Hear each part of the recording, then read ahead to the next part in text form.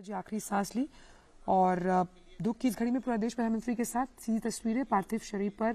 संघर्ष उन्होंने देखे, जो दार्शनिक पाठ और जो अनुभवों से तजुर्बों से सीखा, जो पहली शिक्षक रही हैं प्रधानमंत्री की, में कई वाक्यों के जरिए, चाहे हम स्वच्छता का जिक्र करें, साफ सफाई की बात की जाए कर्तव्य परायणता की बात की जाए, उस आखिरी शख्स को मुख्य धारा में शामिल करने की तमाम जो अन्य विशेषताएं हैं, ये उन्होंने अपनी माताजी से ग्रहण की। तो प्रधानमंत्री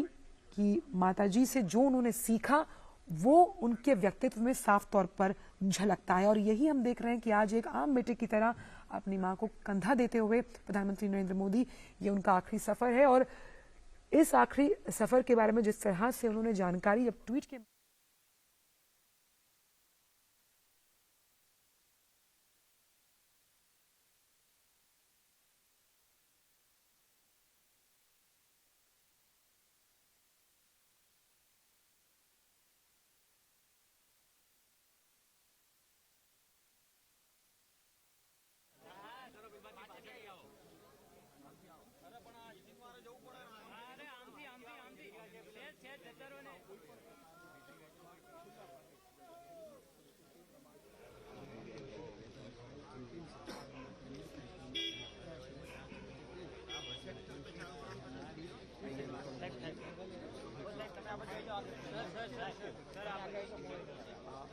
નશ્વર દેહને પાલખી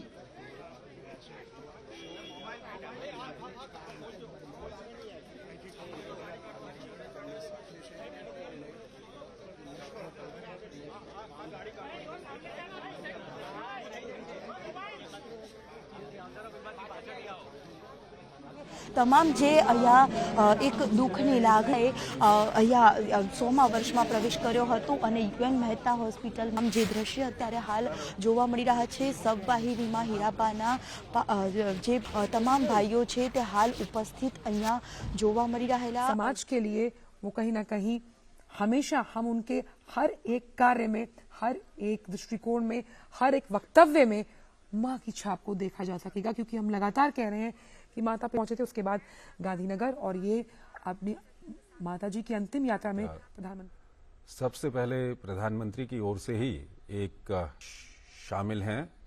और प्रधानमंत्री कार्यालय की ओर से भी एक जानकारी दी गई है। ये बताया गया है कि चूंकि आज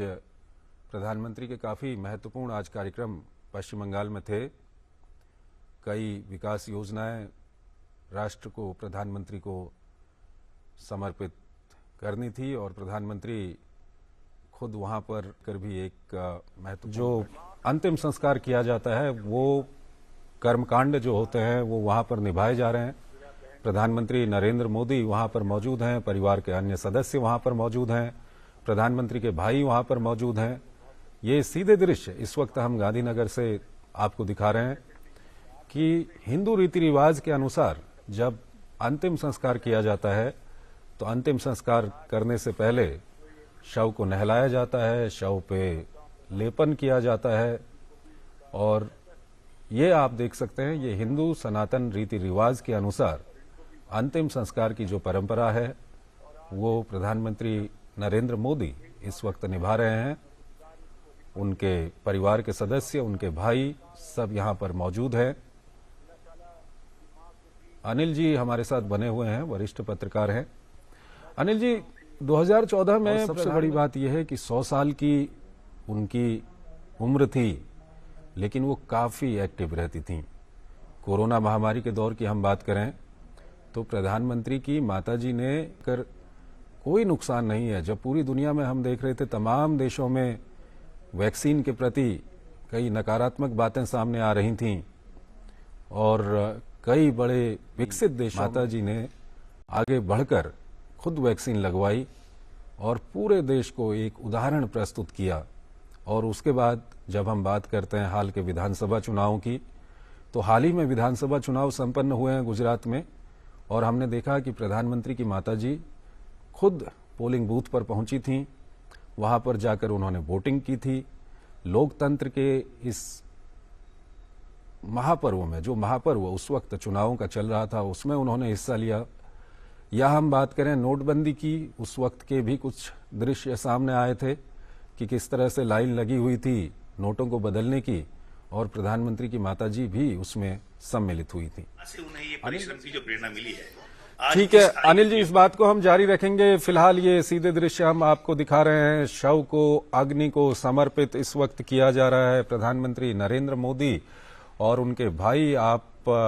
देख सकते हैं ये सीधे दृश्य। पार्थिव शरीर को अग्नि को समर्पित किया जा रहा है और हिंदू सनातन परंपरा, हिंदू रीति रिवाजों में मनुष्य अपने अंतिम वक्त पर, जो कहा जाता है कि पंच महाभूतों से ये शरीर बना हुआ है, और अपने अंतिम वक्त पर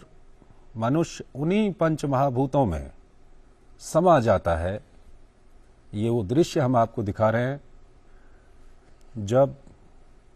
पार्थिव शरीर को अग्नि को समर्पित किया जा रहा है। प्रधानमंत्री नरेंद्र मोदी और उनके भाई जो वहां पर मौजूद हैं, उनकी ओर से मुखाग्नि दी गई है